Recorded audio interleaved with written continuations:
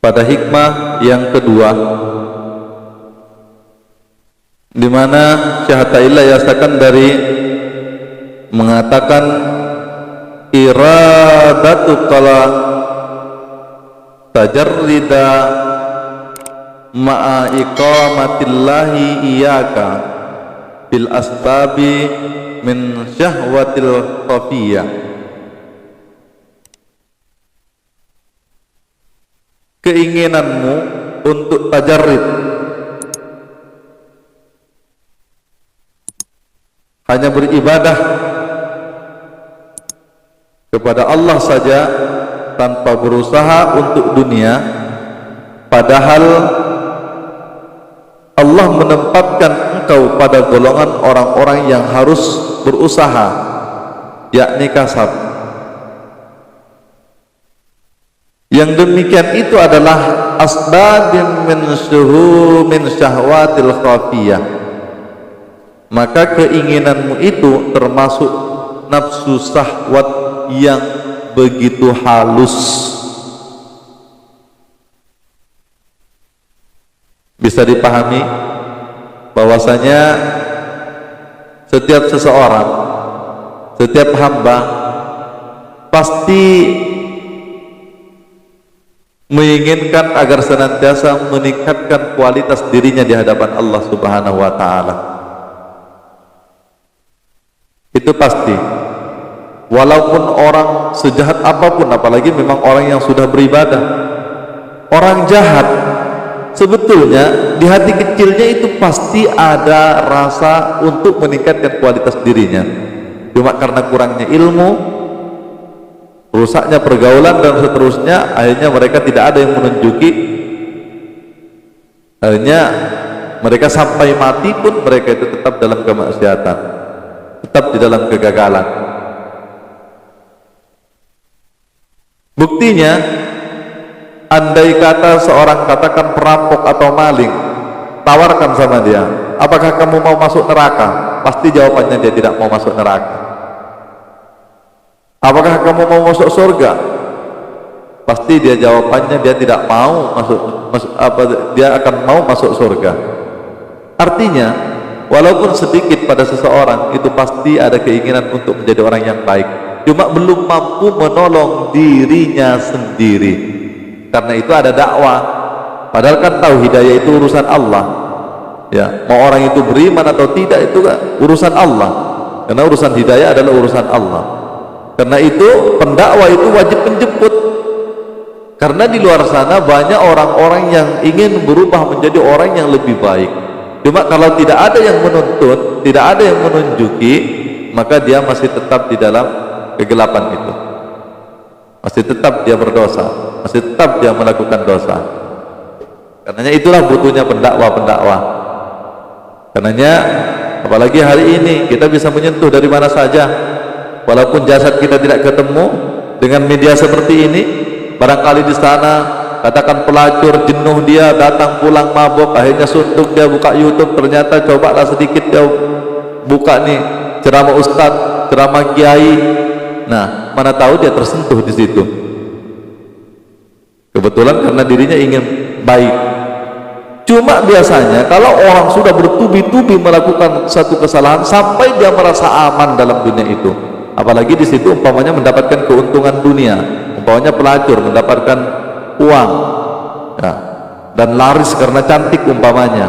Nah, di situ kadang merasa aman dari saking tebalnya hijab. Akan tetapi pada saat-saat tertentu umpamanya dia terkena AIDS, pasti dia mikir, sampai kapan saya melakukan hal seperti ini? Apalagi dia umpamanya mempunyai anak keturunan. Terkadang ketika melihat anaknya pasti dia menasihati kepada anak keturunannya, jangan sampai seperti ibu, jangan sampai seperti bapak, nasibmu harus lebih baik. Itu bukti bahwasanya orang itu sesungguhnya ingin menjadi baik, cuma belum bisa memperjuangkan dirinya. Karena memang musuh yang paling besar yaitu adalah berada di dalam rongga dada kita, yang senantiasa membisikkan kepada perasaan kita untuk melakukan kejahatan dan kekufuran. Hadirin yang dirahmati Allah Subhanahu wa taala. Apalagi orang yang sudah mampu melakukan taat. pasti dia ada keinginan untuk lebih baik, lebih baik, lebih baik, belajar lebih pintar, lebih pintar, lebih pintar, dan seterusnya. Itu pasti. Nah, namun ada satu penyakit yang halus, karena diingatkan oleh Syekh Athaillah Sakandari dalam kitab Al-Hikam ini. Beliau katakan bahwasanya keinginanmu untuk melakukan, untuk berpindah daripada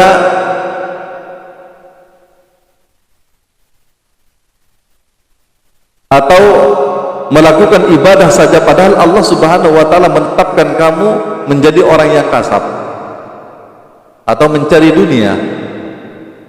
Keinginan yang seperti ini masih termasuk kepada halusnya hawa nafsu.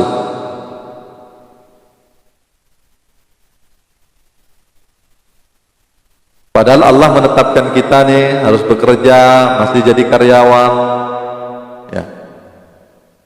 Tapi kalau dalam tataran syariat itu sudah betul, kita harus mempunyai keinginan yang lebih baik, ya.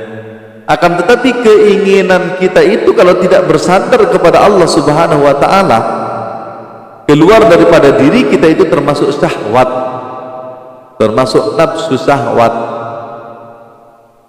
ya. Halus sekali, halus sekali.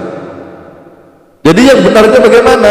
Yang benarnya yaitu adalah hanya mengikut majikan. Kalau Allah taruh di situ, ya sudah, kerjakan saja itu, ikuti saja. Pada saatnya nanti Allah akan pindahkan. Kalau memang ada keinginannya untuk mau pindah dari situ, pelajari ilmunya, pelajari ilmunya. Nanti Allah akan pindahkan sendiri. Subhanallah. Namun tentunya bagi orang-orang yang memang betul-betul top imannya, la haula wala quwata illa billah, maka dia menginginkan untuk tidak berkeinginan. Maksudnya apa? Menginginkan untuk tidak berkeinginan. Dia menyerahkan sepenuhnya kepada keinginan Allah Subhanahu wa taala. Ini bukan jabariyah loh ya. Bukan jabariyah. Artinya dia telah menghilangkan dirinya, kemudian kalau Allah sudah berkehendak, ya, maka dia apapun pasti terjadi. Maksudnya apa? Dengan dia bermakrifat kepada Allah Subhanahu wa taala, maka kehendak, kekuatan, keinginan itu bukan keluar daripada dirinya, akan tetapi keluar daripada keinginan Allah Subhanahu wa taala. Padahal kita lihat secara syariatnya kan sama.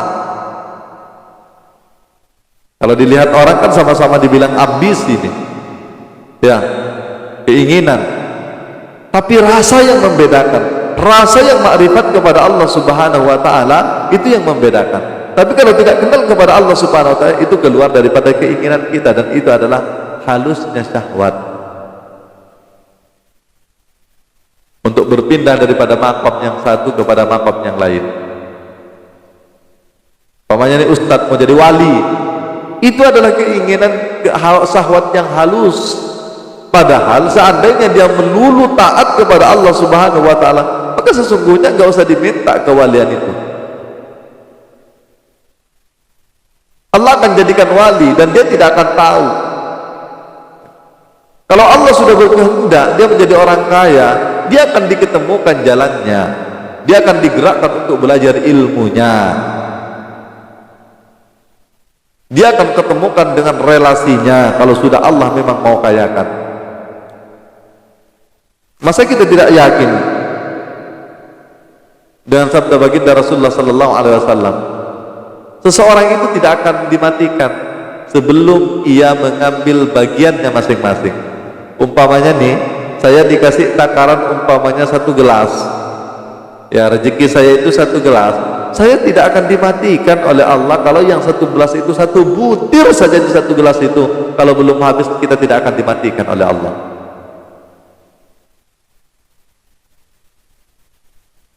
Bagian itu sudah ada,